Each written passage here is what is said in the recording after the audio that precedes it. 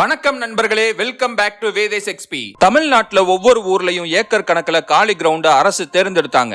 ஏன் தெரியுமா? நம்ம வீட்ல இருந்து, தெருவுல இருந்து, கடைகள்ல இருந்து அள்ளிட்டு போற குப்பைகளை கொட்டுறதுக்கு. ஒரு காலத்துல வெறும் 10-12 இன்ச் அளவுக்கு தான் குப்பைகளோட உயரம் இருந்துச்சு. ஆனா இன்னைக்கு பாருங்க, ஒரு குட்டி மலை அளவுக்கு பெருகி நிக்குது. இந்த நிலை நம்ம ஊர்கள்ல மட்டும் கிடையாது, இந்தியா முழுக்க எல்லா ஊர்களோட நிலைமையும் இதுதான். ஒவ்வொரு மாவட்டத்திலையும் குப்பை கொட்டுறதுக்காகவே நம்ம ஒரு இடத்தை தேர்ந்தெடுத்து வச்சிருக்கோம். அப்படி சேரும் குப்பைகள் நம்ம கண்ணுக்கு தெரியாத ஒரு ஆபத்தை உருவாக்கி இருக்கு. நிலத்தடி நீர் மாசு, காற்று மாசு, இதையெல்லாம் கடந்து அந்த குப்பை மலை நேரம் பார்த்து எப்ப வேணும்னாலும் வெடிக்கலாம். நம்ம தினமும் போடுற ஒரு கவர் குப்பை ஒரு நாள் நம்மையே தாக்கும் ஆயுதமா மாறி வருது. இப்படிதான் டெல்லியில ஒரு சம்பவம் நடந்துச்சு. டெல்லியோட கிழக்கு பகுதியில காசிப்பூர் அப்படின்னு ஒரு இடம் இருக்கு. அங்க ஒரு மலை இருக்கு. அது இயற்கையா உருவான மலை இல்ல. 30 வருடங்களுக்கு மேல சேர்ந்த குப்பை ஒரு பெரிய பிசாசு மலை போல காட்சி அளிக்குது. அதோட உயரம் சராசரியா 70 மீட்டர் இருக்கும். கிட்டத்தட்ட குதுப் மினார் உயரத்துக்கு வளர்ந்து நிக்குது.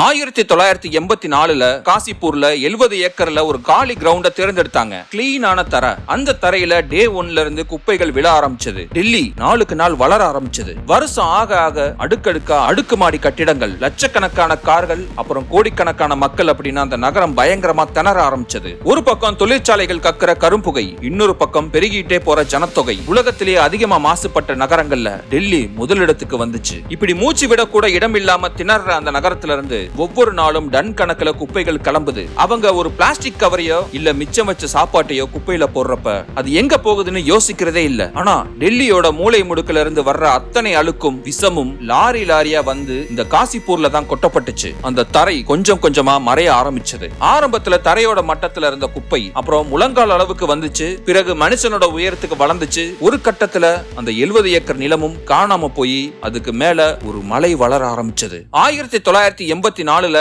இங்க குப்பை கொட்ட ஆரம்பிக்கும் போதே அரசாங்கம் ஒரு முடிவெடுத்தாங்க. 2002ல இங்க குப்பை கொட்டுறத முழுசா நிறுத்தணும். ஏன்னா ஒரு குப்பை கிடங்குக்குன்னு ஒரு கொள்ளளவு இருக்கு. அதாவது அந்த நிலத்தோட அளவு மற்றும் சுற்று வட்டார பாதிப்பை கணக்குல வச்சு இவ்வளவு டன் குப்பை தான் இங்க தாங்கும் அப்படின்னு ஒரு லிமிட் வைப்பாங்க. வீட்டை நம்ம சேமிக்கிற குப்பையில இருந்து துர்நாற்றம் வீசும் நீர் கசிவதை பார்த்திருப்போம். அந்த நீர் அடுக்கடுக்கா சேமிக்கப்பட்ட அந்த குப்பை கிடங்கிலும் கசியும். அதுவே மழை பெஞ்சிச்சுன்னா மழை நீரோட நிலத்துல ஊடுருவும். இதனால நிலத்தடி நீர் மாசுபடும். இன்னொரு பக்கம் குப்பைன்னா அது வெறும் கழிவு பொருள் மட்டும் இல்ல. அந்த கழிவுல இருந்து இயற்கையாவே மீத்தேன் வாயு உற்பத்தி ஆகும். இதையெல்லாம் கட்டுப்படுத்தத்தான் அந்த காசிப்பூர் குப்பை கிடங்க 2002ல மூடிடணும் அப்படின்னு பிளான் பண்ணாங்க. அந்த குப்பை கிடங்கு அதையும் தாண்டி இயங்க ஆரம்பிச்சது. இங்கதான் அந்த த்ரில்லர் திருப்பமே ஆரம்பிக்குது. கெபாசிட்டி முடிஞ்சு போச்சுன்னு தெரிஞ்சும் அங்க இருக்கிற குப்பைக்கு மேல குப்பைகள் அப்படின்னு டன் கணக்குல குப்பைகள் வந்து விழுந்துகிட்டே இருந்துச்சு. இந்த குப்பை மலையை ஒட்டியே காசிப்பூர் கிராமம் மற்றும் பல காலனிகள் இருக்கு. அங்க இருக்கிற மக்கள் ஜன்னலை திறந்தா முதல்ல பாக்குறதே இந்த பிரம்மாண்டமான குப்பை மலையை தான். ஒரு குப்பை வண்டி முன்னாடி போகிறப்ப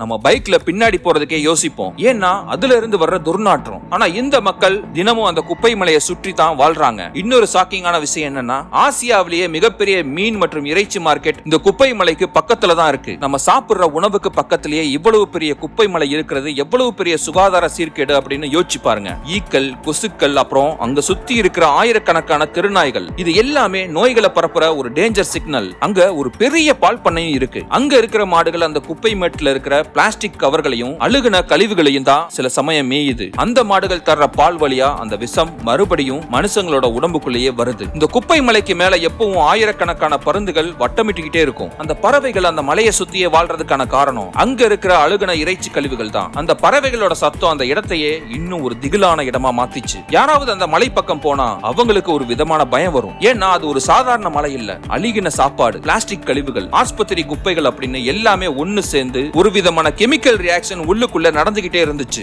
அந்த குப்பை மலைக்குள்ள இருந்து ஒரு மர்மமான சத்தம் கேட்க ஆரம்பிச்சது. அதுதான் மீத்தேன் வாயு வெளியேறும் சத்தம். சில நேரங்கள்ல அந்த மலையோட உச்சியில இருந்து கரும்புகை தானாவே கிளம்பும். ராத்திரி நேரங்கள்ல அங்கங்க நெருப்பு எரியும். சுத்தி இருக்கிற மக்கள் பயப்பட ஆரம்பிச்சாங்க. இந்த மலை ஏதோ சொல்ல வருது, இது இன்னும் கொஞ்ச நாள்ல ஏதோ ஒரு பெரிய ஆபத்தை கொண்டு வர போகுது அப்படின்னு அவங்களுக்குள்ள ஒரு நடுக்கம் இருந்துச்சு. அதிகாரிகள் எச்சரிச்சாங்க, இதுக்கு மேல 1 கிலோ குப்பையை அதுல போட்டா கூட அந்த மலை தாங்காது, அஸ்திவாரம் ஆடுது அப்படின்னு சொன்னாங்க. ஆனா அந்த எச்சரிக்கைய யாரும் காதல வாங்கல. அந்த 70 ஏக்கர் நிலமும் இப்போ ஒரு 20 மாடி கட்டிடம் உயரத்துக்கு வளர்ந்து நிக்குது. மேல இருந்து பாக்குறப்ப அது ஒரு மரண கோபுரம் மாதிரி தெரிஞ்சது.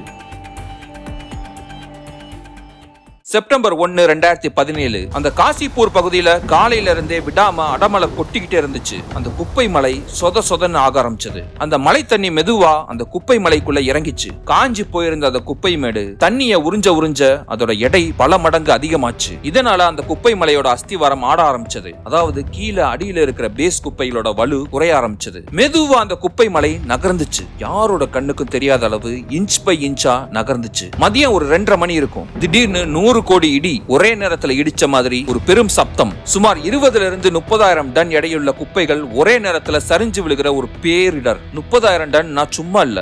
1 டன் அப்படின்னா 1000 கிலோ. 30,000 டன் அப்படின்னா 3 கோடி கிலோ குப்பைகள் அப்படியே சரிஞ்சிச்சு. அடுத்த சில நிமிஷங்கள்ல அங்க நடந்த காட்சிகள் யாராலையும் நம்ப முடியாத ஒரு திகில் சினிமா மாதிரி இருந்துச்சு. சுமார் 70 மீட்டர் உயரத்துக்கு மலை மாதிரி நின்ன அந்த குப்பை மேடு மலையால கனத்து போய் அப்படியே சரிஞ்சு பக்கத்துல இருந்த சாலையில வந்து விழுந்துச்சு. சில நொடிகள்ல அங்க இருந்த 80 அடி அகல சாலையே அந்த குப்பைகள் முழுங்கிடுச்சு. கிட்டத்தட்ட 100 மீட்டர் நீளத்துக்கு சாலையை மூடிச்சு. அந்த பாதையில போய்கிட்டு இருந்த வண்டிகள் எல்லாம் காகித கப்பல் மாதிரி தூக்கி வீசப்பட்டுச்சு. ஒரு ஸ்கூட்டர்ல போய்கிட்டு இருந்த ராஜ்குமார் அப்படிங்கிறவரும் ஒரு கார்ல போய்கிட்டு இருந்த அபிஷேக் அப்படிங்கிறவரும் அந்த குப்பை வெள்ளத்துல சிக்கி பக்கத்துல இருந்த கால்வாய்க்குள்ள தள்ளப்பட்டாங்க. குப்பைகள் அவங்கள அமுக்கின வேகத்துல அவங்களால மூச்சு கூட விட முடியல. அந்த இடத்திலேயே அவங்க உயிர் பிரிஞ்சது. சிலர் அந்த குப்பைக்கு நடுவுல வாகனத்தோட மாட்டிக்கிட்டாங்க. உடனே டெல்லி மாநகராட்சிக்கு தகவல் போச்சு. மீட்பு படையினர் அங்க விரைந்து வர்றாங்க. பொதுமக்கள் எல்லோரும் அந்த இடத்துக்கு வந்து ஆபத்தில் சிக்கியவர்களுக்கு உதவினாங்க. குப்பை மலை சகதி அப்படின்னு விவரிக்க முடியாத அளவுக்கு ஒரு நாற்றம். அந்த துர்நாற்றம் பல கிலோமீட்டர் அந்த பக்கம் கூட வீசியது. மீட்பு படையினர் உள்ள இறங்கினப்ப அவங்க கண்ணு முன்னாடி நின்னது ஒரு மரணக்களம். சாதாரணமா ஒரு இடத்துல விபத்து நடந்தா அங்க இருக்கிற மண்ணையோ இல்ல இரும்பையோ அகற்றிட்டு உள்ள இருக்கிறவங்களை காப்பாத்திடலாம். ஆனா இங்க அப்படி இல்ல. இந்த பெரிய குப்பை மலைக்குள்ள துர்நாற்றத்தை தாண்டி உள்ள இருக்கிறவங்களை மீட்பது ஒரு பெரிய சவாலா இருந்துச்சு. அங்க இருந்தது பல வருஷமா அழுகி போன குப்பைகள். அந்த மலை தண்ணியில நனைஞ்சி அது ஒரு பிசுபிசுப்பான சகதியா மாறி இருந்துச்சு. மீட்பு படை வீரர்கள் ஒவ்வொரு அடி எடுத்து வைக்கும் போதும் அவங்க கால் அந்த குப்பைக்குள்ள முட்டி வரைக்கும் புதைய ஆரம்பிச்சது. அவங்க அந்த குப்பையை தோண்ட உள்ளிருந்து வந்த அந்த துர்நாற்றம் அங்க இருந்தவங்களை நிலைக்குலைய வச்சது. வெறும் துர்நாற்றம் மட்டும் இல்ல, அதுல கலந்திருந்த மீத்தேன் மற்றும் ஹைட்ரஜன் சல்பைடு இந்த வாயுக்கள் அவங்க நுரையீரலை தாக்கிச்சு. ஒரு கட்டத்துல ஆக்சிஜன் மாஸ்க் இல்லாம அங்க யாராலையும் ஒரு நிமிஷம் கூட நிக்க முடியல. அந்த 3 கோடி கிலோ குப்பையில இருந்து வர்ற அந்த லீச்சேட், அதாவது அந்த கருப்பு நிற நச்சு தண்ணி அங்க மீட்பு பணியில இருந்தவங்களோட கையிலையும் காலிலையும் பட்டப்ப அவங்களுக்கு தோலரிப்பு ஏற்பட ஆரம்பிச்சது. விபத்து நடந்த அந்த சாலையை சுத்தி இருந்த பகுதிகள் என்னாச்சு தெரியுமா? அந்த குப்பை மலை சரிஞ்ச வேகத்துல பக்கத்துல இருந்த மின்சார கம்பங்கள் எல்லாம் பிடுங்கிட்டு விழுந்துருச்சு. அந்த ஏரியா முழுக்க கரண்ட் கட்டு. அந்த இருட்டிலையும் மலைக்கு நடுவுல அந்த பயங்கரமான நாற்றத்துக்கு இடையில மீட்பு பணி விடிய நடந்துச்சு. அந்த சாலை வழியா வழக்கமா போறவங்களுக்கு இந்த மலை சரிஞ்சதை பார்த்து ஒரு பயம் வந்துருச்சு. இனிமே இந்த பாதையை பயன்படுத்தவே கூடாது அப்படின்னு முடிவெடுத்தாங்க. அந்த பேரிடர் நடந்த 2வது நாள் மழை நின்னு வெயில் ஆரம்பிச்சது. குப்பையில சிக்கி இருந்தவங்களை மீட்பு குழுவினர் மீட்டு மருத்துவமனைக்கு அனுப்பினாங்க.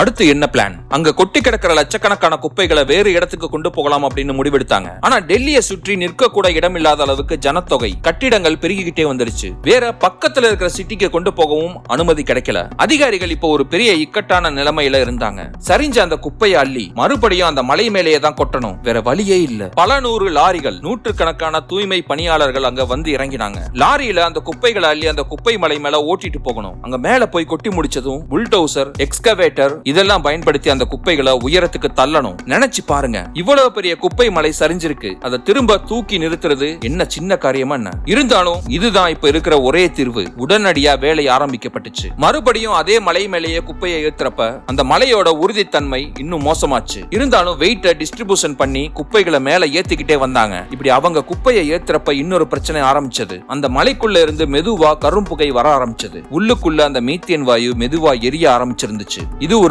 அமைதியான எரிமலை மாதிரி எப்ப வேணாலும் பெருசா வெடிக்கலாம் அப்படிங்கிற நிலைமைக்கு வந்துச்சு. எல்லோருமே இது வெடிச்சிடுமோ இல்ல பெரிய தீயா உருவெடுத்துடுமோ அப்படின்னு பயந்தாங்க. ஆனா அதிர்ஷ்டவசமா பயந்த மாதிரி விபரீதம் எதுவும் நடக்கல. கடைசியா 5 நாட்கள் போராட்டத்துக்கு பிறகு அந்த இடத்தை சுத்தப்படுத்தி மீண்டும் குப்பை மலை இருந்த மாதிரியே தூக்கி நிறுத்தி வச்சாங்க. இதுக்கப்புறம் டெல்லி மாநகராட்சி இங்க ஒரு கிராம் குப்பையை கூட இனி கொட்டக்கூடாது அப்படின்னு முடிவெடுத்தாங்க.